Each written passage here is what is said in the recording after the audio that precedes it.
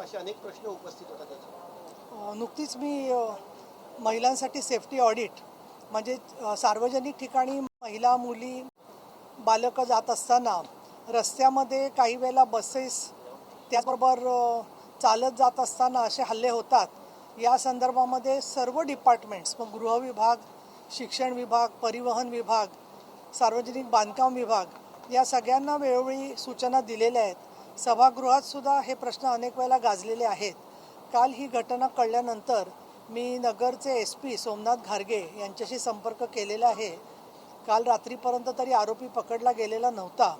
आरोपीचा हेतू जो आहे तो कुणाचा तरी सूड काढणं किंवा असंतोष माजवणं किंवा अशा प्रकारे शाळेत जाणाऱ्या छोट्या मुलींना त्रास देणं या प्रकारची विकृती असू शकेल असं मला हल्ल्याच्या पद्धतीवरून वाटतं. लवकरात लवकर आरोपी पकडला जावा अशा प्रकारच्या सूचना दिलेल्या आहेत आणि अर्थातच पोलीस त्यासाठी प्रयत्न करत आहेत. परंतु जे काही महिलांकडून माहिती तिकडच्या येते वाहिन्यांवरून किंवा इतरत्र, त्यामध्ये आसपासचे जे छोटे छोटे रस्ते शाळांकडे जाणारे असतात त्याच्यावरती सुद्धा मुलींना सुरक्षितता लागते. तर मला स्वतःला असं वाटतं की जिथे शक्य होईल तिथे CCTV बसवण्याबरोबरच ही जी फिरती पथकं आहेत दामिनीची, ती जरी शाळांच्या मुख्य ठिकाणी ठेवली असली तरी आसपासच्या रस्त्यांवरती सुद्धा फिरती पथकं आवश्यक आहेत.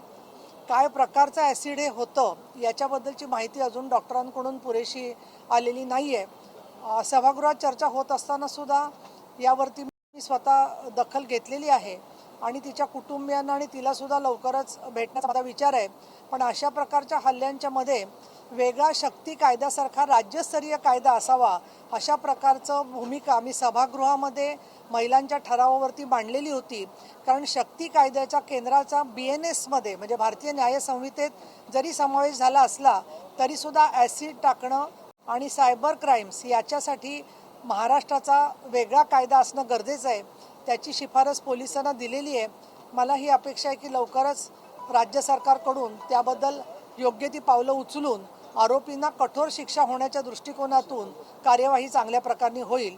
या आरोपीला कडक शिक्षा झाली पाहिजे आणि ज्या प्रकारचं ॲसिड फेकलं जातं त्याच्यावरती काही प्रतिबंध आणता येईल का हे सुद्धा बघणं आवश्यक आहे. काही हिंदीमध्ये सांगा. नाही आता मला वरती बेल मला स्टेअरवर जायचं. तुम्ही करून द्या. तामिळनाडूच्या लोकांना कसं दाखवता सबटायटल्स